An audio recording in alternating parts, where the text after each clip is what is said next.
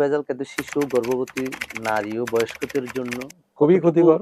ঝুঁকি? কারণ শিশুর জন্য বেশি ক্ষতিকর হলো শিশুর শরীরে যদি কোনো কন্টামিনেন্ট থাকে, কোনো রকমের ভেজাল জিনিস যেমন হেভি মেটাল ঢুকলো, তারপরে হাইড্রোজ ঢুকলো, সেখানে ফরমালিন ঢুকলো, কিংবা কোনো কেমিক্যালস ঢুকলো, তারপরে সেখানে ইউরিয়া ঢুকলো, যেমন মুড়ির মধ্যে ইউরিয়া ঢুকলো, এই সমস্ত এগুলো যখন আমাদের শরীরে ঢুকে, আমাদের শরীর এগুলোর সাথে চলার মতো তৈরি না। এগুলো আমাদের শরীরে হজম করতে পারে না, কনভার্ট করতে পারে না। ফলে আমাদের শরীরের যে সিস্টেমগুলো আছে সেগুলোর উপর প্রচণ্ড প্রেশার পড়ে। তো প্রথম কিছু সে কাজ করলো, ঠেকাইলো, একসময় গিয়ে সে নিষ্ক্রিয় হয়ে যায়। তখন আমরা হঠাৎ করে দেখাইলো কলাপস করতেছে, এবং সেটাও শুধু না, আমাদের যে ওষুধে ভীষণ রকমের ভেজাল, ওষুধে ভেজাল। সেখানে গাছের গুঁড়া দিচ্ছে, সেখানে ময়দা দিচ্ছে, ময়দা আটা দিচ্ছে, বিদেশি বলে লেভেল চেঞ্জ করে দিচ্ছে।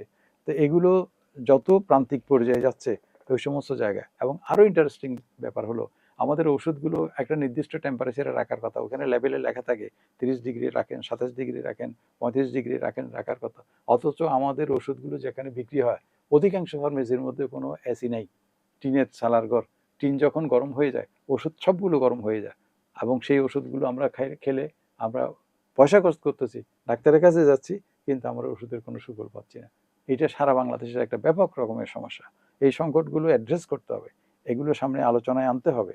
কারণ এগুলো থেকে যদি আমরা সাবধান থাকতে না পারি, এত কষ্ট করে টাকা পয়সা ইনকাম করে পরিবারকে খাওয়াইলাম, দেখা গেল যে পরিবারকে কষ্টের টাকা দিয়ে বিষ কিনে খাওয়াইলাম, চিনির মধ্যে ভেজাল আছে।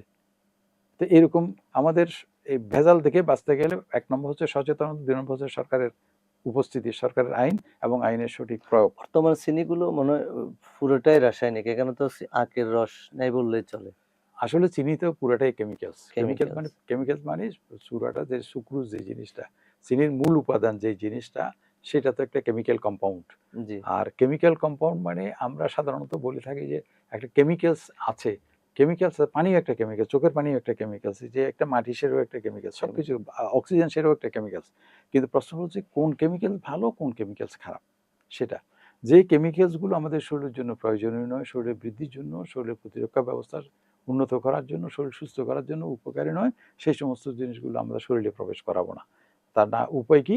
উপায় হলো নিজের সচেতন থাকা, আর যারা খাদ্যে ভেজাল দেয় তাদের বিরুদ্ধে প্রতিরোধ গড়ে তোলা, সচেতনতা গড়ে তোলা।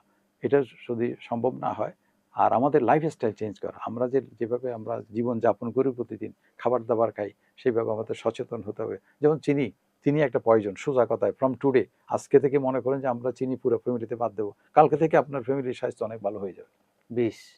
বিষ, চিনি হচ্ছে পয়জন। এটা খায়, আমাদের শরীরে কোনো প্রয়োজন নেই চিনিটা। আমাদের ফ্রুট, ফল, দেশীয় ফলের মধ্যে প্রচুর দেশীয় ফল আছে। ফল আধা ঘন্টা আগে ভিজিয়ে রাখবেন, ভিজিয়ে তারপর ভালো করে ধুয়ে তারপরে এটা